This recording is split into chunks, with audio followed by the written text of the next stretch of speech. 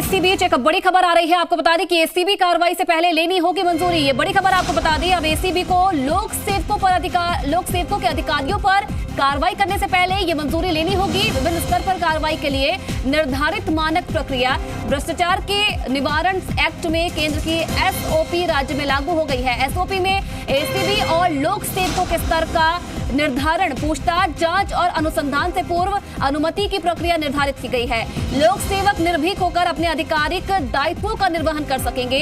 Trap की कार्रवाई पर एसओपी नहीं लागू होगी। मध्य प्रदेश, हरियाणा, हिमाचल प्रदेश, मिजोरम, पंजाब सहित अन्य राज्य लागू कर चुके हैं एसओपी और अब राजस्थान भी इन राज्यों की जो सूची है उसमें शामिल हो गया है।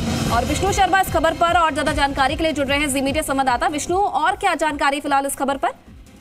बिल्कुल, मैं आपको बता दूं कि जो एसीबी के अधिकारी, जो सरकारी अधिकारियों, कर्मचारी और जो लोक सेवक हैं उनसे पूछताछ करते हैं तो उस दौरान कई विवाद खड़े होते हैं, क्योंकि जो सक्षम स्तर का अधिकारी नहीं पहुंच पाते हैं और उसके बाद ये विवाद खड़े होते हैं। पिछले दिनों ऐसा ही विवाद एक राज्य में आया था, जब आरएएस अधिकारी से जब बात पूछताछ की गई थी तो उस पूछताछ के दौरान जो नाराजगी जाहिर की और पूरी एसोसिएशन एक साथ हो गई थी और लागू किया हुआ है। इससे पहले केंद्र सरकार की ओर से एक एसओपी जारी की गई थी जो कई राज्यों में लागू हो चुकी है ये एसओपी, तो अब राज्य सरकार ने भी इस एसओपी को लागू कर दिया है। और इस एसओपी में यह तय किया गया है कि जो एसीबी के अधिकारी है उनका स्तर तय किया गया है कि किस स्तर का अधिकारी किस लोक सेवक से पूछताछ कर सकेगा, और इसके लिए बाकायदा बिल्कुल जो स्तर है वो तय किया गया है।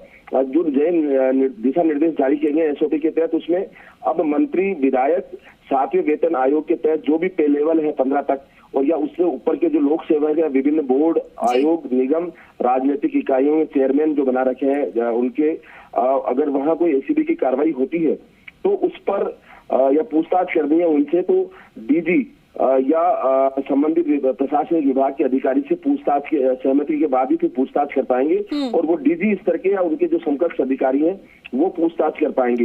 इसके अलावा जो पे लेवल 21 से 24 तक यानी आईएएस, आईपीएस, आईएफएस जो कि भारतीय सेवा के अधिकारी हैं उनके लोक सेवकों से पूछताछ के लिए एडीजी या उनके समकक्ष अधिकारी पूछताछ कर पाएंगे। और इसके लिए जो राज्य सेवा के अधिकारी हैं जिनका पे लेवल 12 से 20 तक है, ऐसे लोक सेवकों से पूछताछ और जांच के लिए जो आईजी और डीआईजी है उसके स्तर के अधिकारी ही पूछताछ कर पाएंगे या उनको अनुसंधान के लिए बुला पाएंगे या कोई जांच करनी है वहां जाकर तो उनसे वो कर पाएंगे।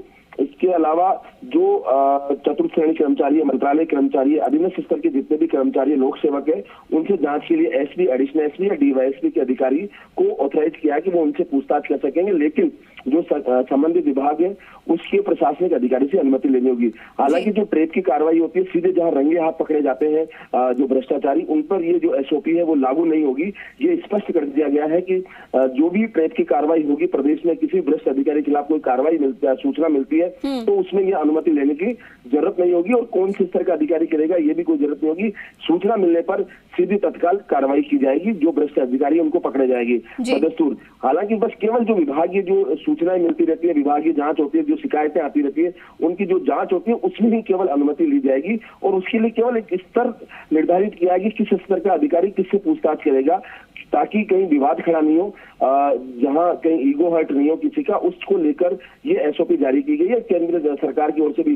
क्योंकि कई बार कहा गया है कि जो लोक सेवक है वो घबरा जाते हैं कि इस तरह से अचानक जब विभाग में कार्रवाई होती है तो हड़कंप सा मच जाता है, तो उसको एक प्रक्रिया रूप देने के लिए ये एसओपी जारी की गई और राजस्थान में ये एसओपी। चलिए, तो ये बड़ा फैसला लिया गया है। विष्णु शर्मा, बहुत धन्यवाद आपका तमाम जानकारी देने के लिए। तो एसीबी कार्रवाई से पहले अब एसीबी को मंजूरी लेनी होगी, ये बड़ी खबर।